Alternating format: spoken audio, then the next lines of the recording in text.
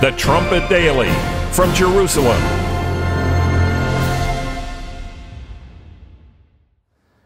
Hello again, this is Stephen Flurry. Welcome back to the Trumpet Daily. In case you haven't noticed, Iran has clinched commanding power over the Middle East. And you find proof of that statement in the headlines of major publications. And you can also see it by just studying a map and taking note of where Iran is either in control of or gaining control over some of the most important nautical passageways on Earth. Let's begin by looking at Europe. A large portion of Europe's plate is served up from the Mediterranean Sea, so let's work backwards from there. Much of Europe's consumption comes by way of the Suez Canal, the Red Sea, the Mandeb Strait, the Gulf of Aden, and then so much of it, especially petroleum, is coming through the Strait of Hormuz from the Persian Gulf. Now, another crucial reservoir is the Caspian Sea. Virtually all of the greater Middle East oil and natural gas lies either in the Persian Gulf or the Caspian Sea regions. The only country that straddles both energy-producing areas is Iran, stretching as it does from the Caspian Sea to the Persian Gulf. In a raw materials sense, Iran is the greater Middle East universal joint. That's what Robert Kaplan wrote for Stratfor on September the 5th. He said the Persian Gulf possesses, by some accounts, 55% of the world's crude oil reserves, and Iran dominates the whole Gulf. Now, these sea lanes are, you could say, the esophagus of Europe. And in case you haven't noticed, Iran has a two-handed grip on all the vital choke points all along this route. It may not directly control the nations along these vital sea lanes, but either by influence or proxy, the loyalty is increasingly to Iran. Its ever-growing gang of colleagues continue to set up shop along the shores of the Red Sea and the Mediterranean Sea. The other nations in the region find themselves merely reacting to all of the headbutts coming from Tehran. Now, recently we've drawn increasing attention to two nations in particular, the nations of Ethiopia and Libya. These two are especially important prophetically because of what it says in Daniel 11. Prophecy is alive. You know that if you've been watching this program. Prophecy is moving, it's living. Go back and reread. Libya and Ethiopia reveal Iran's military strategy. We printed that in April of 2011 at the Trumpet.com. In that article written by my father, he said, "Until now, I have not understood much about why the two nations of Libya and Ethiopia are mentioned in Daniel 11:43, along with Egypt. These two nations are the key that unlocks the strategy of radical Islam."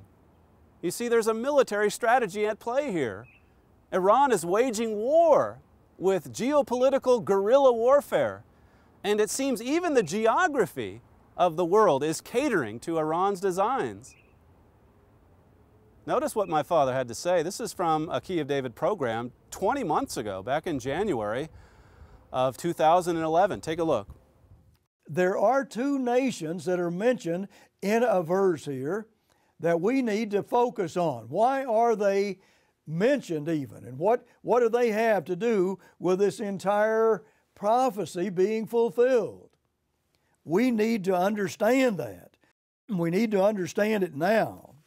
Verse 43, and here we'll see that I think two nations that are going to also ally themselves closely with Iran, if not be controlled by them.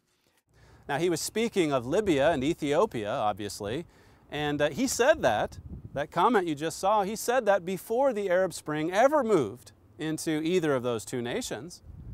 Now, let's notice the verse that he mentioned, Daniel 11, verse 43. It says, "But he shall have power over the treasures of gold and of silver, and over all the precious things of Egypt, and the Libyans and the Ethiopians shall be at his steps." Now, my father wrote, why would God have those two nations mentioned? He said, well, if you just go to a map and look at it closely, you'll see that both of them are on that trade route going through the Red Sea and the Mediterranean Sea. And then he made this prediction, saying that the king of the south, Iran, as we've said for 2 decades, that Iran would influence Libya and Ethiopia in order to facilitate its grand strategy here in the Middle East, here in North Africa, this whole region. They're right there on the Mediterranean. Libya, Ethiopia. There is a strategy by radical Islam to get control of that whole trade route going through the Red Sea and the Mediterranean Sea, where goods flow all the time, and a lot of oil, he says, coming to Europe and to the U.S. Now, in that article I mentioned earlier, Libya and Ethiopia reveal Iran's military strategy.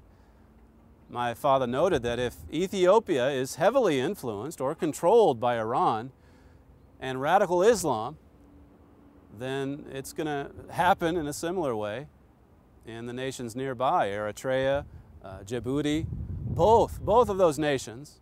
They're also right there along that Red Sea coastline. Now, of course, some resistance in Ethiopia is yet to be removed, but that is changing, and rapidly, and you can expect to see them follow right along with radical Islam, and soon. There's growing evidence also that the nations on either side of the Gulf of Aden, Somalia and Yemen, that they're also swaying to Iran's pull. And then there's Egypt, of course, and recent events have clearly shown that Egypt has long since removed its democratic mask and has joined the force of radical Islam. This, of course, is crucial for Iran's grand design. Egypt and the Sinai, they both touch that Mediterranean Sea and Red Sea region. Now, even though Iran's focusing much of its strategy on acquiring these sea lanes and brokering for power along this route, there's another prize above all of that we need to be watching for. We've been talking about it for many years now, and that prize, of course, is Jerusalem, this city behind me. Iran could also potentially get control of Jerusalem. I believe Jerusalem is more important to Iran than the oil is. Iran conquering Jerusalem would suddenly galvanize the whole Islamic world. It would spread radical Muslim influence to many countries outside the Middle East. It could lead to dangerous rioting and terror in Europe, Asia, and even America. Arab fervor could spread like wildfire. That's from Libya and Ethiopia reveal Iran's military strategy. Now, the German-led EU is watching the events that are happening in this part of the world. You can be sure about that. And we can be sure, so long as we're grounded in Bible prophecy, we can be sure of what will happen next. We can actually anticipate Europe's next move. This rapid spread of radical Islam will continue, we know that, until it finally does collide with the German-led European Union. And of course, straddling that union will be the great Mother Church headquartered in Rome. Bible prophecy shows that Europe will soon intervene and stop the king of the south from gaining control of these critical gates, sea lanes. And also, it'll intervene and prevent the king of the south from taking over Jerusalem, this entire city. Now, the fire of this conflict, this coming clash, as it says in Daniel 11:40, it will touch the whole world. Everyone in the world will witness this. All of us, in that sense, will be spectators.